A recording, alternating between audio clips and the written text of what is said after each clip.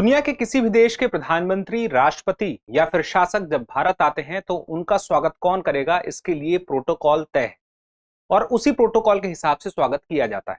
लेकिन जब कतर के अमीर शेख तमीम भारत आए तो उनका स्वागत प्रधानमंत्री जी ने प्रोटोकॉल तोड़ के किया, यानी कि स्वयं उनका स्वागत करने के लिए वो पहुंचे इंदिरा गांधी एयरपोर्ट दिल्ली। तो आखिर क्यों कतर इतना खास है कि स्वयं प्रधानमंत्री जी उनका स्वागत करने आए?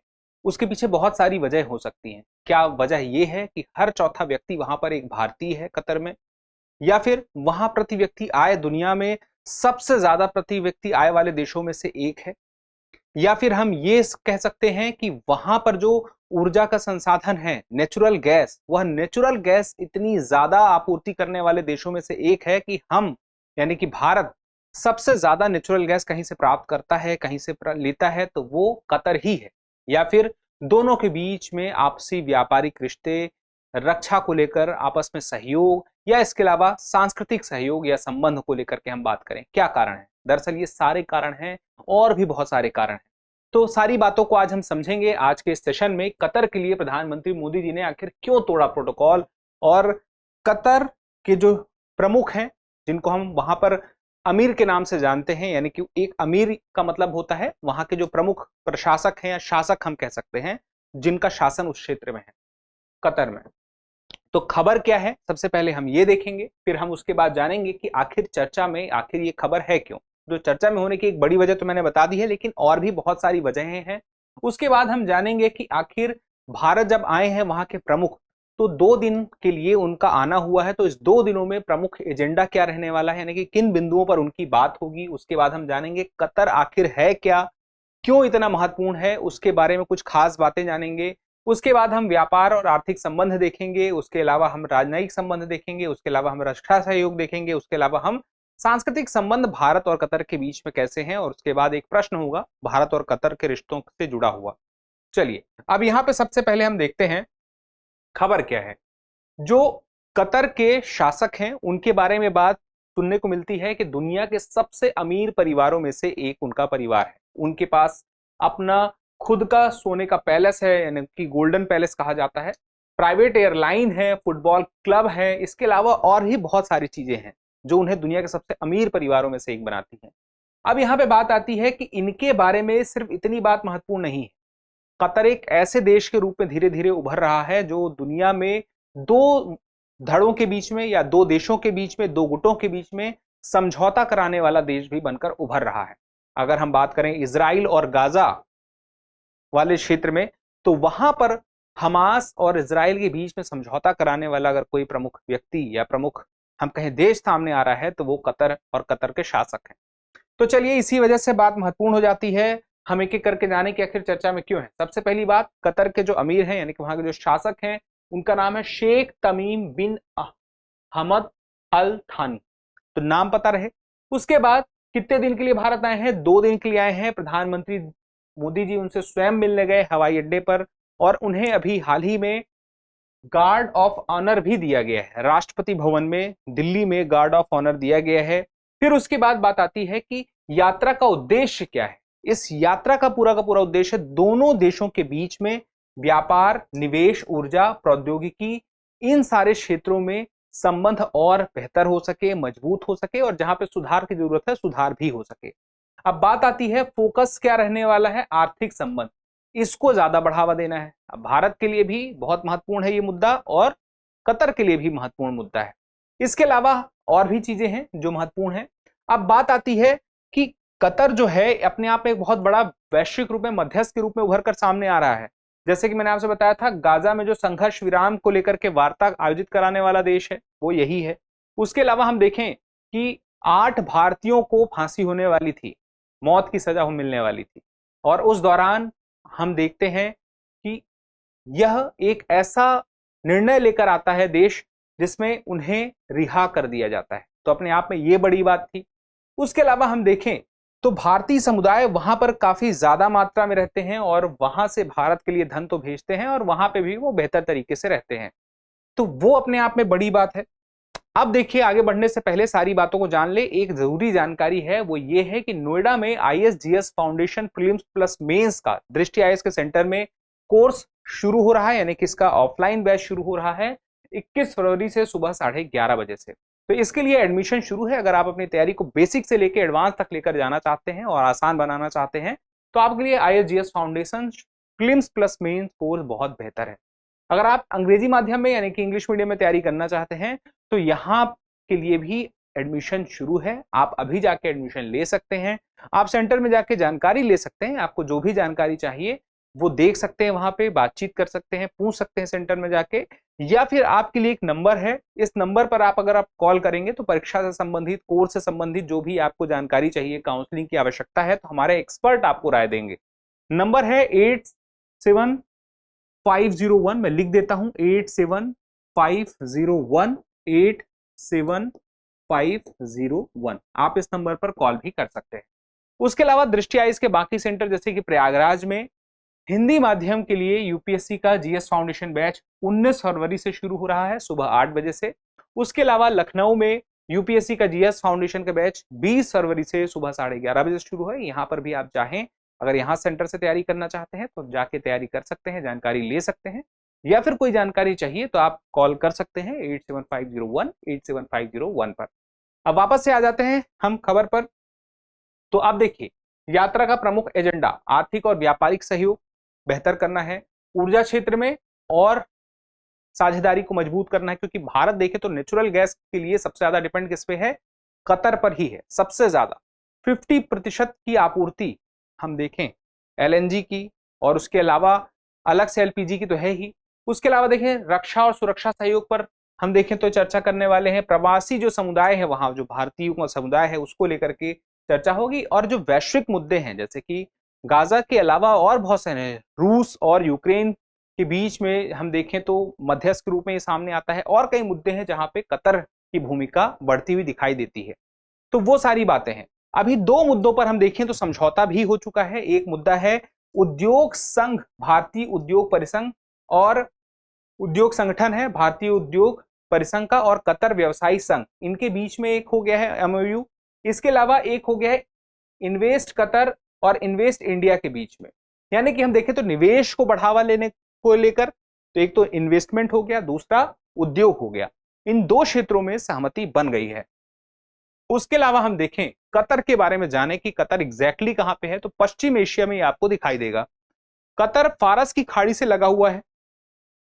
ये देखिए फारस की खाड़ी वाला क्षेत्र है, और कतर एक ऐसा देश है जो एक ही देश के साथ सीमा साझा करता है, वो है सऊदी अरेबिया, ये वाला क्षेत्र। और इसके ऊपर ये जो देख रहे हैं ये कतर है। उसके अलावा किसी के साथ सीमा साझा नहीं करता। इनफैक्ट आप देखें तो ऊपर थोड़ी सी आगे चल के बहरीन है, लेकिन बहरीन और कतर आपस में जुड़े हुए नहीं, इनके बीच में खाड़ी है, बहरीन की खाड़ी। उसके अलावा आप देखें तो ये पूरा का पूरा जो क्षेत्र है, ठीक है, ये अरब प्रायद्वीप, तो Saudi Arab, Yemen, Oman, UAE, Qatar, Bahrain सब इसी में आ जाते हैं, अरब प्रायद्वीप में आ जाते हैं। तो याद रखें कि एग्जैक्टली कहां पे है, अरब प्रायद्वीप के उत्तर पूर्वी तट पर। तो अरब प्रायद्वीप है, ये उत्तर पूर्व का क्षेत्र है, ठीक है, और अपने आप में ये खुद भी प्रायद्वीप है क्योंकि तीन तरफ से समुद्र से घिरा हुआ है, ठीक है। एक ही से सीमा बनाता है, सऊदी अरब से। उसके अलावा फारस की खाड़ी से लगा हुआ है। राजधानी इसकी दोहा है, और 80% आबादी इसकी जो है राजधानी वाले क्षेत्र में ही निवास करती है, और दुनिया का तीसरा सबसे बड़ा प्राकृतिक गैस भंडार है। इसके अलावा रूस और अमेरिका भी हैं, लेकिन ये तीसरा है, ठीक है। तो अर्थव्यवस्था में इसके प्राकृतिक गैस बड़ी महत्वपूर्ण हो जाती है। बात की जाए भारतीयों की, तो भारतीयों की बात की जाए तो ये पश्चिम एशिया के कई देशों में भारतीयों की अपनी एक बड़ी बड़ी संख्या दिखाई देती है। कतर में हम देखें तो 8.5 लाख भारतीय हैं, जबकि कतर की खुद की आबादी लगभग 30 लाख है, यानी कि हर चौथा व्यक्ति वहां पे भारतीय हो गया। इसके अलावा सऊदी अरब में 26 लाख के आसपास, कुवैत में 10 लाख, UAE में 35 लाख, बहरीन में 3.5 लाख के आसपास, ओमान में 6,72,000 के आसपास अप्रॉक्स, विदेश मंत्रालय के आंकड़ों के अनुसार इतनी संख्या में इन देशों में लोग रहते हैं। और बात करें सिर्फ अगर हम कतर की, तो भारतीय प्रवासी हर साल भारत में लगभग $4.143 बिलियन भेजते हैं। तो अपने आप में बड़ी बात है, एक बड़ा अमाउंट भेजते हैं। अब उसके बाद देखें कि दोनों के देशों के बीच में जो ट्रेड होता है, उस ट्रेड में क्या स्थिति है। अगर हम देखें लिक्विफाइड नेचुरल गैस एलएनजी, तो 50% अपनी जरूरत की पूर्ति भारत कतर से कर रहा है, यानी कि आधी जरूरत की पूर्ति एलएनजी को लेकर के कतर से होती है। और उसके अलावा 30% एलपीजी की, यानी कि हम देखें तो हमारे लिए एलपीजी और एलएनजी देने वाला जो सबसे बड़ा देश है वो यही है। फिर उसके अलावा हम देखें ऑब्जर्वेटरी ऑफ इकोनॉमिक कॉम्प्लेक्सिटी ओईसी के अनुसार देखें तो भारत और कतर के बीच का अगर कुल व्यापार 2023-24 में था तो 14.04 अरब डॉलर था। हालांकि इसके पिछले वाले वर्ष में तो यह 18 अरब डॉलर के आसपास था, लेकिन अभी थोड़ा कम हुआ है। अब इसमें देखिए भारत का कतर के साथ 10.64 अरब डॉलर का व्यापार घाटा है। क्यों? क्योंकि भारत कतर से को कितना सामान खरीदता है, भारत कतर से 12.34 अरब डॉलर का सामान खरीदता है। और जो सामान खरीद रहा है उसमें प्रमुख सामान क्या है? नेचुरल गैस सबसे महत्वपूर्ण है, एलएनजी है, एलपीजी है, एथिलीन है, प्रोपिलीन है, इसके अलावा अमोनिया है और भी गैसें, लेकिन इसमें सबसे महत्वपूर्ण है। तो भारत बहुत बड़ा अमाउंट खर्च करता है, 12.34 अरब डॉलर, जबकि हम अगर देखें तो 9.71 अरब डॉलर इसमें पेट्रोलियम गैस ही का हो गया। इसी वजह से हम कहते हैं कि पेट्रोलियम गैस को लेकर बहुत बड़ी निर्भरता है। और कतर भारत से सिर्फ 1.70 अरब डॉलर का सामान खरीद रहा है, और उसमें भी सबसे ज्यादा कतर भारत से क्या खरीद रहा है? चावल खरीद रहा है। चावल सर्वाधिक मात्रा में अगर कतर कुछ लेता है भारत से तो वो चावल ही है। उसके अलावा अन्य चीजें भी हैं, अनाज में चावल तो है ही, अन्य कुछ अनाज हैं, इसके अलावा तांबा है, लोहा है, स्टील है, फल फूल है, ये सब फल लेता है, फूल नहीं बोलेंगे, फल लेता है। ठीक है, तो ये सारी की सारी चीजों में हम देखें, फिर भी भले भारत को व्यापार घाटा हो रहा है 10.64 अरब डॉलर का, लेकिन फिर भी ये व्यापार घाटे से कोई फर्क नहीं पड़ता, क्योंकि भारत को लिक्विफाइड नेचुरल गैस एलपीजी ये सब चाहिए, ये नेचुरल गैसेस चाहिए, पेट्रोलियम गैसेस चाहिए, तो इस वजह से ये महत्वपूर्ण हो जाता है। 2022-23 में अगर हम देखें तो 18.77 बिलियन डॉलर के आसपास था। तो ये अपने आप में बदलाव हमने देखा। चलिए अब उसके बाद अब देखें भारत कतर के राजनयिक संबंधों को लेकर के देखें तो 1973 में स्थापित हुए थे। राजनयिक संबंध से मतलब क्या है? दोनों देशों के बीच में राजनीति, जो वैश्विक राजनीति है उससे संबंधित जो बातचीत शुरू हो जाती है, आपस में बैठकें शुरू हो जाती हैं, वो रिश्ता जहां से दिखाई देता है वो 1973 का था। उसके बाद ये रिश्ते मजबूत ही होते चले गए। हम कूटनीतिक स्तर, रक्षा स्तर, व्यापार स्तर, संस्कृति, प्रवासी भारतीय समुदाय को स्तर पर देखें तो ये रिश्ते साल दर साल बेहतर और मजबूत होते गए हैं। 2023 में 50 वर्ष पूरे हो गए इनके राजनयिक संबंध के, और अभी हम उससे ज्यादा समय व्यतीत कर चुके हैं, और अभी भी हम रिश्ते देखें तो बेहतर है, क्योंकि प्रधानमंत्री जी ने अभी जब मुलाकात की शेख तमीम से तो उन्हें भाई कहकर संबोधित किया, जो अपने आप में बड़ी बात है। भारत कतर रक्षा सहयोग समझौता 2008 में देखिए हुआ था, और इस रक्षा सहयोग समझौते को भी बाद में बढ़ा दिया गया, 2018 में इसे फिर से बढ़ा दिया गया। तो ये जो है रक्षा सहयोग, ये बहुत लंबे समय से चल रहा है, अभी भी जारी है। उसके अलावा हम देखें तो भारत हमेशा एक दो वर्ष में एक बार एक महत्वपूर्ण सम्मेलन होता है जिसको बोलते हैं दोहा अंतर्राष्ट्रीय समुद्री रक्षा प्रदर्शनी और सम्मेलन। तो ये कतर में ही होता है और हर साल भारत इसमें भाग लेता है। तो कतर के साथ 2 साल में यहां दोहा में मुलाकात तो होती है। इसके अलावा हम देखें तो दोनों देशों ने संयुक्त नौसैनिक अभ्यास जैर अल बहर, इसके 2 संस्करण आयोजित कर चुके हैं, यानी कि 2 बार दोनों के बीच में नौसैनिक अभ्यास हो चुका है, जैर अल बहर। अब सवाल हो सकता है इस अभ्यास से जुड़ा हुआ कहीं आपको देखने को मिल जाए। चलिए अब उसके बाद देखिए कतर में भारत की सांस्कृतिक विविधता की बहुत सराहना की जाती है, क्योंकि भारतीय बहुत ज्यादा है, तो भारतीय कल्चर का प्रभाव वहां पे ज्यादा देखने को मिलेगा ही। इसके अलावा हम देखें तो भारत कतर संस्कृति वर्ष 2019 में आयोजित किया गया था, जो ये दिखाता है कि दोनों देशों के संबंध कितने मजबूत हैं। इसके अलावा हम देखें तो 8.5 लाख, जैसे मैंने आपसे कहा था कि वहां पे भारतीय हैं, तो वो भारतीय जब 8.5 लाख वहां पे हैं, निवास करते हैं, वहां पे उन्हें धन की प्राप्ति हो रही है, वो बहुत सारा बड़ी मात्रा में धन भारत भी भेजते हैं, तो हम ये समझ सकते हैं कि भारत का विदेशी मुद्रा भंडार भी इन्हीं लोगों की वजह से बढ़ता है काफी मात्रा में। तो वो वहां की अर्थव्यवस्था के लिए तो महत्वपूर्ण है ही, भारत की अर्थव्यवस्था के लिए भी महत्वपूर्ण हो जाते हैं।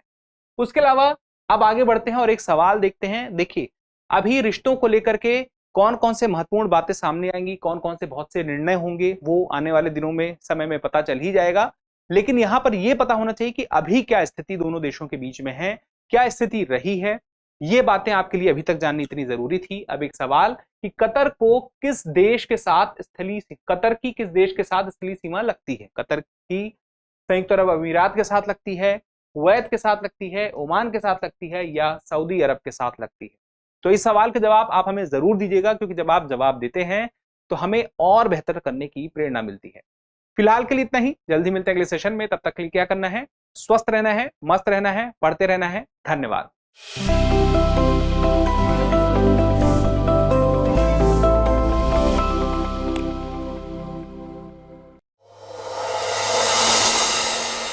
डियर व्यूअर्स, अपने एग्जाम की तैयारी को और बेहतर करने के लिए हमारे चैनल को लाइक, शेयर और सब्सक्राइब करना न भूलें।